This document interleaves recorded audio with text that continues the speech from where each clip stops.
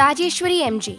She pursued her BE in Electrical and Electronics at the People's Education Society College of Engineering, Mandya. She pursued her MTech in VLSI Design and Embedded Systems at the Sri Jagadguru Balagangadharanta Institute of Technology, Bangalore. Her personal skills lie in good verbal and written communication skills. Her areas of interest lie in OOPS with C++, renewable energy sources, HVDC transmission, digital relays, automotive electronics, advances in VLSI design. She has also had papers presented at the national level, such as the Innovative Architecture for SoC Multi-Core Hybrid Processor, presented at the RNSIT, Bangalore. Welcome to UGC lecture series of BSc Applied Electronics. Today we are dealing with the subject Semiconductor Devices and Integrated Circuits of semester 4th. Let's see the contents of unit 1. It consists of junction diode, and today we are going to do a lecture 2 of this junction diode, and the contents are wear actor diode, impact diode, trapper diode, and these three diodes are called as a special type of diodes. That is why we are going to know about what are the application characteristics and working of operation of this special type of diode.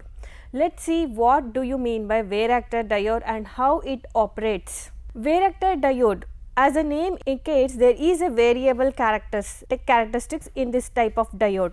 What is the variable characteristic? The name wear actor comes due to the variable of capacitor or capacitance, reactor or reactance. So, this kind of diode is also called as varicap diode, and here what is the variable factor is capacitance. Here we are going to get a very high range of change in the capacitance. So, this is a special characteristics that we are going to observe in the wear actor type diode. Can't we use the PN junction diode as a variable capacitor? Yes, we can, but we can't get a high range of change in the capacitor. So, we are using wear actor or varicap diode in this sense. And this wear actor diode is also used in many application, in many electronic application, like in microwaves. This kind of diode is going to used to achieve high range of change in the capacitor. And here we need to observe one more important thing is this kind of diode, wear actor or varicap diode, is going to operate only in the reverse bias condition. The symbol of the wear actor diode or varicap diode is as shown in the picture. It has a symbol like a normal PN junction diode, the arrow mark, and this is the anode side and this is the cathode side. In the cathode side there is a symbol of capacitor. This shows the wear actor diode symbol. So, how this wear actor diode works? Before we are going to know how it works, we need to know about the capacitor working principle. How the capacitor works? The capacitor will have two plates, and these two plates are separated by a insulating dielectric material. So, the capacitance of a capacitor varies with the area of this plate. So, how we are going to compare this capacitor with our wear actor diode? Let's see. Observing in the figure, as I said, the wear actor diode operates in the reverse bias condition. When it is in a reverse bias condition, the effective plate P type region is considered as a plate and the N type region is considered as another effective plate, and the middle depletion region is considered as a effective dielectric material. So, this is how we compare our wear actor diode with the capacitor. And here also we can observe, as we increase the reverse bias, there is an increase in the plate. So, as we increase the reverse bias, the plate area will also increases, and hence the depletion layer will be decreased. So, this will make us to compare with the capacitor. Consider the reverse bias mode of the diode in which P type region and N type region are able to conduct, and thus can be treated as two plates. As I said, the depletion region between the P type and the N type region can be considered as insulating dielectric material. This is what I said, and now we look into the curve and what are the factors it is going to depend. The curve here shows as we increase the depletion region, as we rise the diode reverse bias, we are going to get a increase in the depletion layer, because from the picture for a small reverse bias there will be high capacitance. If we have a small reverse bias, what happens with the plates? P region will be of high and here N region will be also of more, and the depletion region of will be narrower, and here if we have high reverse bias, the depletion region will be of large and P and N region will be of small area. So, we can expect low capacitance. As we increase the reverse bias, the capacitance will decrease, and here also we can observe as we increase the reverse bias, the capacitance will be decreased. From the curve, if we draw the reverse bias voltage across the total capacitance, as we increase the capacitor reverse bias voltage, the capacitance, the total capacitance will going to decrease. This is how it depends on reverse bias. So, what we can expect conclude from this graph and the figure is as we increase the reverse bias voltage, the total capacitance of the capacitor will going to decrease. Next, what are the Wear-Actor diode characteristics and application? Let us discuss about characteristics first. And the Wear-Actor diodes produces considerably less noise compared to other conventional diodes. Since we are going to use this kind of devices in microwave such devices, this kind of devices will produce less noise compared to other diodes. So, we are going to use this type of diodes in a microwave application. These diodes are able to available at low cost, and it is available for us at low cost. So, it can be used. Wear-Actor diodes are more reliable than any other diode, and also the Wear-Actor diodes are small in size and hence they are very lightweight. There is no useful purpose of Wear-Actor diode when it is operated in forward bias. As I said, we are applying a condition, that is what we are doing in the Wear-Actor diode is we are achieving the high range of capacitance only in the reverse bias mode. So, the application of the Wear-Actor diode will come in picture only in the reverse bias mode and not in the forward bias. If it is in forward bias, it is of useless. Increase in a reverse bias of Wear-Actor diode decreases the capacitance. This is important characteristics. As we increase the reverse bias of the Wear-Actor diode, decreases the capacitance. Next, we move on to application. What are the applications of Wear-Actor diode? Can we say the Wear-Actor diode as a voltage control device? Yes.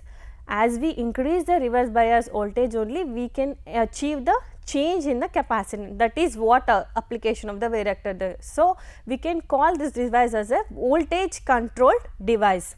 So, this can be used in a voltage controlled oscillator circuit, and the Wear-Actor diodes can also be used in to tune the filters, and this kind of diode also used as a frequency modulator, as a frequency multiplier, and also used as a RF shifter, and also used to vary the capacitance in variable resonant tank LC circuits. These are the application of Wear-Actor diode. Next, we move on to another interesting type of diode called impact diode. There are two things we need to consider here: impact ionization avalanche transit time diode. There is two possible things we need to consider here is one is ionization effect, another one is avalanche. There is an ionization where this ionization leads to an avalanche. So, these two things we need to consider in this type of diode. Let us see how it works and what do you mean by impact diode. This impact diode is a form of high power diode used in a high frequency electronics and microwave device. They operate in a frequency between from 3 gigahertz to 100 gigahertz or more. It has many forms, that is what are the forms are N plus Pi P plus P plus Ni N plus P plus N plus and P plus I N plus diode. Here plus indicates the high level doping.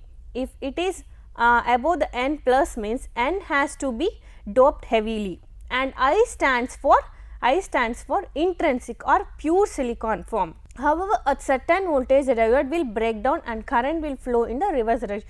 Here also we are going to consider the diode is operating in the reverse mode. Only if the impact diode is operated in a reverse mode, there is an avalanche and also ionization exists, and it has the same IV characteristics as a PN junction diode. It crosses a cut-in voltage or a minimum voltage required for a diode to conduct. Current will going to increase for small vary in the voltage. We can observe from the picture. In the forward bias condition, above the potential barrier or a cut-in voltage, as we reach 0.7 volts for silicon or 0.3 volts for germanium semiconductor, we can achieve a current change with a small change in a voltage. This is in the forward condition, it is exactly behave like a PN junction diode. And also in the reverse bias condition, at a breakdown voltage, it will increase, the current will going to increase abruptly. These we can observe on the IV characteristics of impact diode. Like any other diode, an impact has a relatively standard, that is what we discussed. Next we move on to the how it going to work. Here we are consider the P plus P N N plus structure. This is one of the form of the impact diode, and here they are mentioning that in between the P and N junction there will be an area of highest electric field exists due to the high potential gradient. There will be a highest electric field exist in this region. So, due to the high potential gradient, the electrons or the carriers in this regions going to hit the nearby crystal lattice and releasing the free electrons or holes respectively in this region P and N region. In P regions hole will be released, and in the N region electron will be released, and the released free electrons or holes will going to hit the next one. This process continues and there are more number of free electrons. These are going to accelerate very quickly. So, we can expect a avalanche here due to the process of more number of carriers accumulation. So, at a particular potential there will be a avalanche breakdown in the P plus region. So, this breakdown what going to cause means due to the acceleration of the carriers there will be a sufficient amount of potential in the P plus region. So, we get a avalanche breakdown so that the electrons or holes can cross this barrier creating the current to conduct. So, the holes we can expect the holes are drifting like this from this junction, and electrons are moving away from the depletion layer like this in this direction. This is the picture shows the drifting of holes and electrons. In terms of operation, we need to consider two things. One is the injection region and secondly the drift region.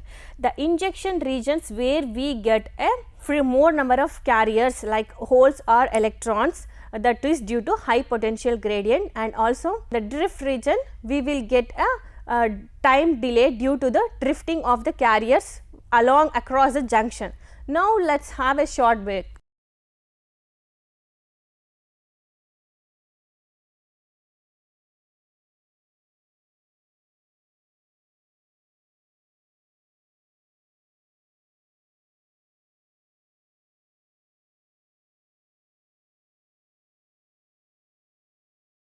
Welcome back. As I said, there are two regions we need to consider. One is injection region, another one is drift region in the operation of impact diode.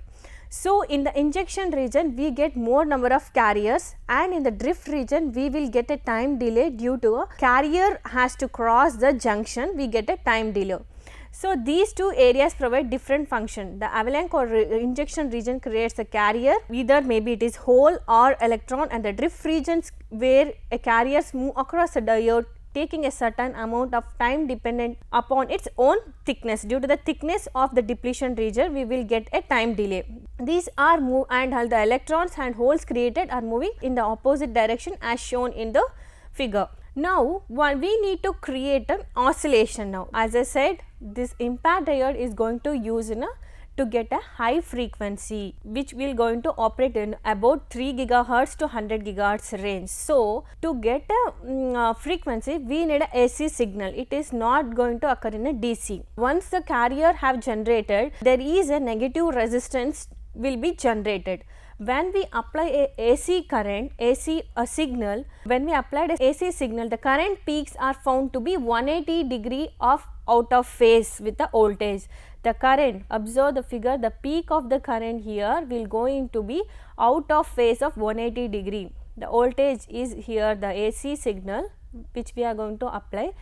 The AC signal is 180 degree out of phase with the peak current. This results from two delays which occur in the device. As I said, there is a delay due to the transition, due to the drift of the carriers across the junction. This delay is 180 degree out of phase is due to that drift across the junction. And next, as the electric field increases, so does the number of carriers. As I said, in between the P and N junction there is a high electric field. As electric field increases, there is a more number of carriers. Even after the electric field peak a certain a maximum value, there are some carriers still generating because there are already some of the carriers existing. So, this makes the carriers available in the P-N junction. This process of releasing of carriers will continue until the electric field falls below a critical value. As a result of this effect, there is a phase lag, so that the current is 90 degree behind the voltage, and this is called as injection phase delay. Because of this, the generation of carrier will going to fall down. Once the electric field reaches below a critical value, there will be delay. There will be no current. We can observe here there will be no current. This delay is due to because there will be no carrier generation after the potential voltage reaches certain critical value. When the electron move across the N plus region, an external current is seen. Again, this electron, after a lag breakdown, when this electron reaches across the N plus region, we can observe the current flows through the diode. This achieves a current in the external circuit and resulting in a repetitive waveform like this. This is how the impact diode works. Now, let us see what are the applications of impact diode. Impact diodes are ideal where small cost effective microwave radio sources are needed, and it is mostly made up of gallium and arsenic. The main drawback of generator using impact diode is the high level of phase noise. As I said, when there is an frequency applications, when we are going to use a device with a frequency circuits where we need to get a frequency changes, there obviously there is a phase noise. This impact diode will have a high level of phase noise. This is one of the drawback. This results from the statistical nature of the avalanche process of the operation, because this impact diode is depend on this operation only. Without avalanche, we can't get the impact diode operation. So, due to avalanche effect, we will get the high level of phase noise. This is the only drawback with the impact diode. And there are many other applications, that is includes alarms, radar, detectors using RF technology. These are the applications where we are going to use the impact diode. Next, we move on to trap-at diode. The trap-at diode is also one of the special type of diode, and it is derived from the impact diode. The operation and everything is somewhat similar to the impact diode, but there is a slight change. The trap-at stands for trapped plasma avalanche triggered transit time diode. Is a very high efficiency microwave generator capable of operating from several hundred megahertz to several gigahertz. Here we need to observe that the difference between trap-at and impact is there from 3 gigahertz to 100 or more gigahertz, but here it starts from megahertz to several gigahertz, which can operate in low frequency also, and it is derived from the impact diode. The basic operation of the trap-at oscillator is a semiconductor p-n junction diode, and it is also operated in the reverse bias condition. High peak power diode are typically silicon, N plus P P plus form or P plus N N plus bond structure with the N type depletion region varying from 2.5 to 12.5, where this N region diameter depletion layer width will be varying from 2.5 to 12.5 micrometer, and the P region width will be vary from 2.5 to 7.5 micrometer, and same in the N region the width will be vary from 2.5 to 7.5 micrometer. This is what we can observe from the structure. and the doping of the depletion region is generally such that the diodes are well punched through at the breakdown. So, the breakdown will occurs only in between P plus junction, P plus and N junction, there will be a breakdown as we observed from the impact diode. So, at this region we are going to have a punched through at a breakdown. The diode is well punched for a breakdown. The device P plus region is kept as thin as possible at 2.5 to 7.5 micrometer as we observed from the figure, and these trapad diodes are good enough when we are going to use it in 10 gigahertz range of frequency. Next we move on to the principle of operation, how this trapad diode works. By looking into the figure, there are different forms, there are different operations, different steps it will take to operate. So, let us see how the trapad diode going to operate. A high field avalanche zone propagates through the diode and fills the depletion region with a dense plasma of electrons and holes that become trapped in the low field region. There will be a high field. So, due to the dense plasma of electrons and holes that becomes trapped in the low field region. So, this will be very important point. Due to the low electric potential, the electron plasma will be trapped in a region. Okay, let us see step by step, looking into the curve, what are the different process will going to takes place in a operation of trapad diode. In the curve we can observe the point from A to B, it is a charging point, how it is charges in this instant.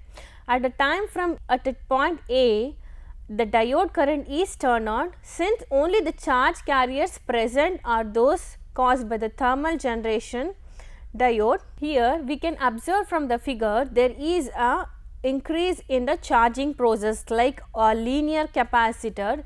In this region there will be a increase in the charging from A to B, and in the plasma region, in the plasma formation, what will going to happen from B to C, the plasma formation is formed due to the low potential, and this low potential will going to decrease current from C to D. As reaches its D, again there is a plasma extraction, that is a formation of plasma. Plasma will going to takes place. The formation of plasma ends in the D point. After D point, the plasma extraction, the electrons will going to extract from D to E region. When it reaches E region, again there is a residual extraction, means the electrons will be extracted from D to E region, and when it reaches E also there are some few electrons left over. That leftover electrons will be extracted from E to F. Again from F to G, F to G is also called as a charging. In this charging it is increasing, the charging of the capacitor will be increasing, and also when it reaches G, there is a voltage VA which is constant here till this time.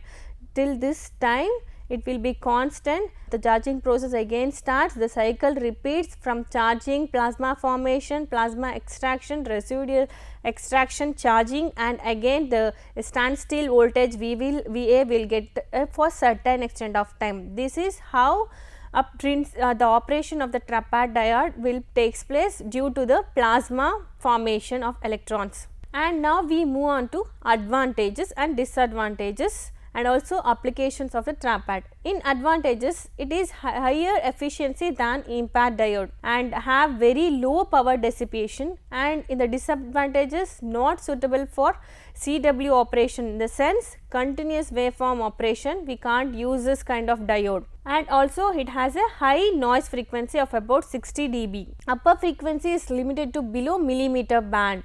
And also we will discuss about the application. This trapad diode is used in a microwave and instrument landing system and low output radar.